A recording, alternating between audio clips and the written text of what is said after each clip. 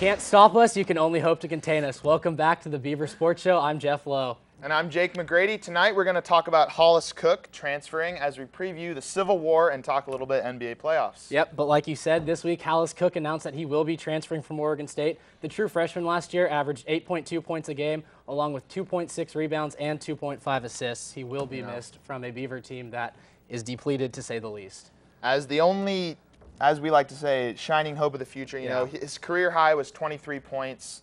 You know, he had those glimmers.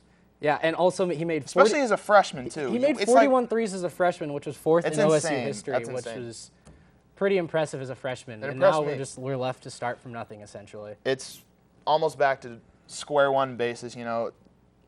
We can sort of see where he's coming from with the transfer, but personally I like, you know, I would have loved to see more development, maybe a sophomore, one more year. It's almost like it was a quick out, a very quick out. Very quick, one and done, and for all the wrong reasons. Anyway, let's transfer to baseball. This week, OSU baseball took on Sacramento on Monday, falling 7-6 on Monday and coming back 8-1, winning the second game on Tuesday. Dylan Davis tossed 4 scoreless innings and also drove in 4 runs for the Beavers.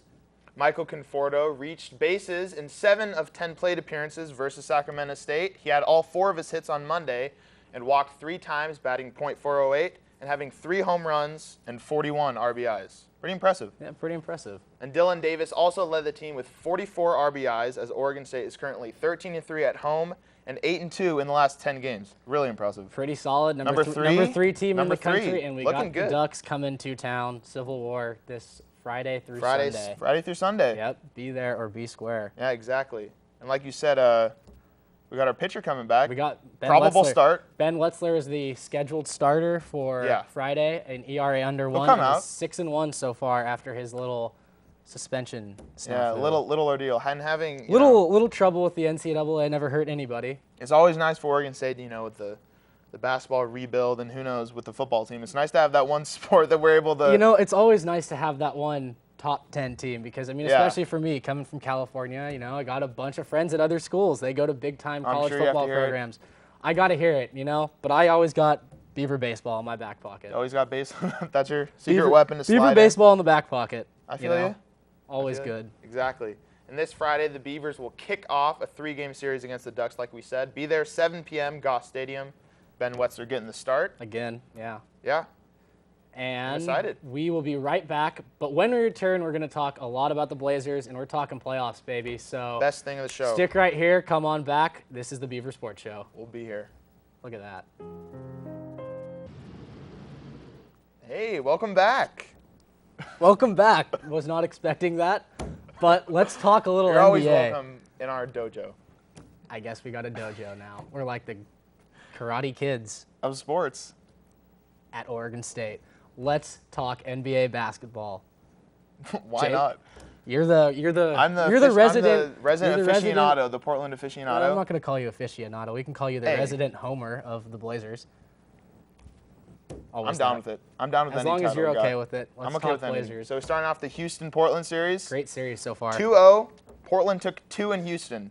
Was not expecting that, not at all. Huge for Portland to steal 2 games in any in Portland fans out there watching, I'm sure you saw LaMarcus Aldridge. How could 46 and 43. 89 points in 2 games. Hits only him. Who does that? Him and Jordan and T-Mac. Can't forget T-Mac, man. Pitching for the My Skeeters down there in Texas. He's pitching and he knows playing baseball. Yeah, I know. Right? Yeah, it's pretty cool. Hey, chase his dreams. Live your life.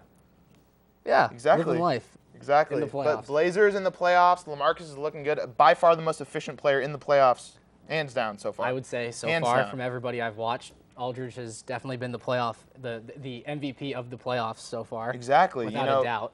Dwight's looking Dwight came out hot in the game 2. He came out hot and came out demanding touches. Robin Lopez wasn't able to touch him on defense. No, but it's been like that all series, really. Yeah. Where the refs have controlled the series for a lot of it, I feel like, and it's gone through these kind of stretches of it'll be Houston gets calls and then Portland gets calls, and it's just kind of gone back and forth, really. Yeah. And Portland's kind of been lucky on a couple, and you know the Joel Freeland foul in the first game was, I mean, come on, Freeland was looking at Howard the whole time. Yeah. He was face guarding him, but still, Portland got the 2 big wins they needed, and like you said, going into Game 3. If Portland can get Game 3, I think it's done. I think it's done. I think there's no way Houston's will going to probably shrink fold. like they have. Houston will fold if they lose Game 3. Yeah, I don't they'll think fold under Houston the pressure. won't Have be you seen resilient how enough. James Harden has performed? He's been trash.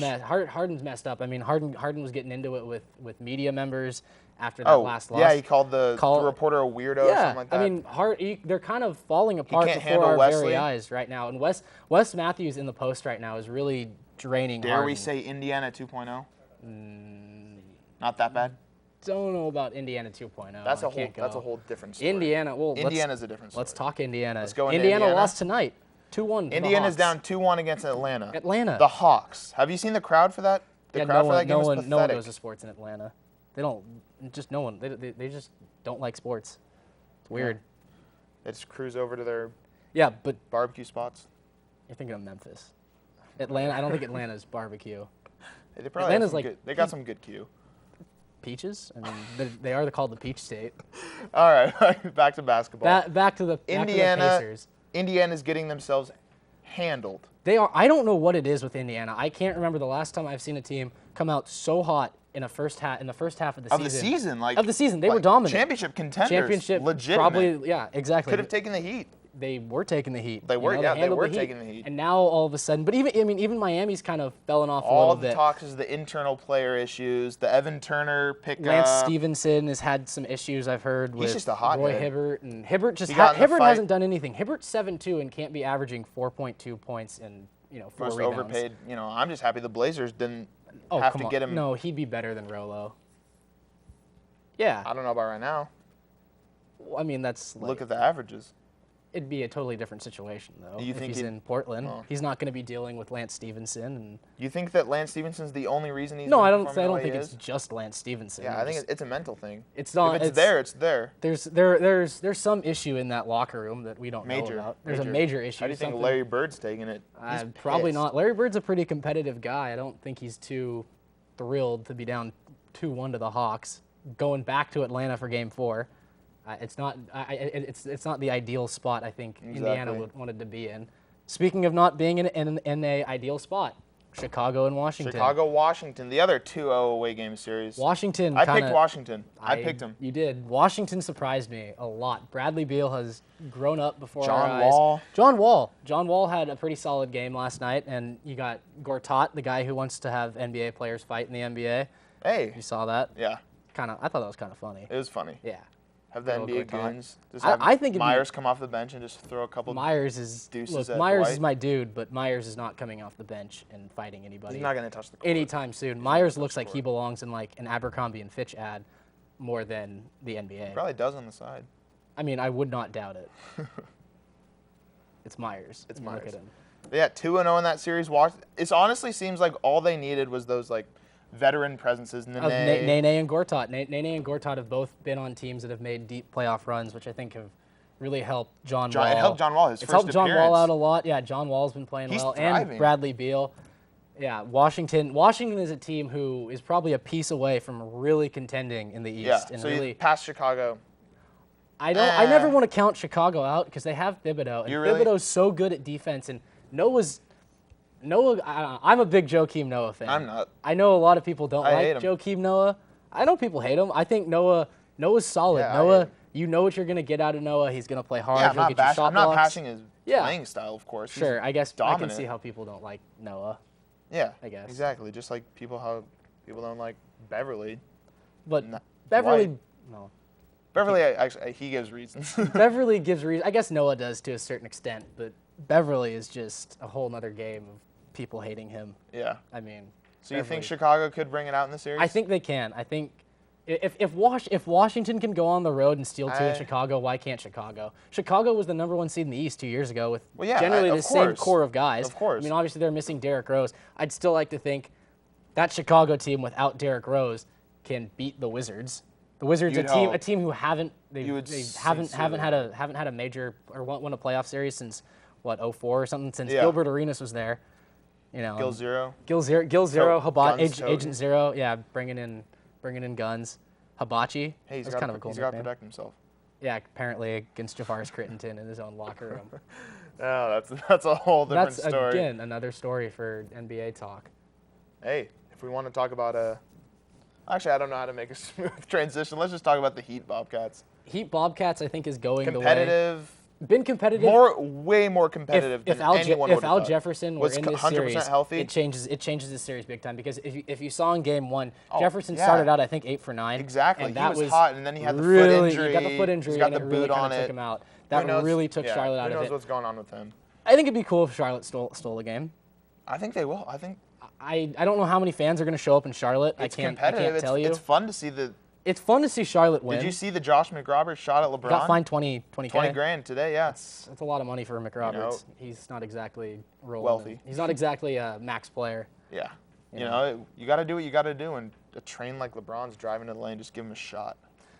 Yeah. Well, exactly. We are being told to wrap it up. So with that, we are, going to golf? Yeah. Let's talk some golf. So the men and women's Go. The men and women's golf team begin their Pac-12 tournament tomorrow. And also be sure to support the softball team tomorrow at 4 p.m. against the number 11 Washington Huskies for their final Pac-12 series. Here at home, once again, I'm Jake McGrady. And I am Geoff Lowe. You stay classy, Corvallis.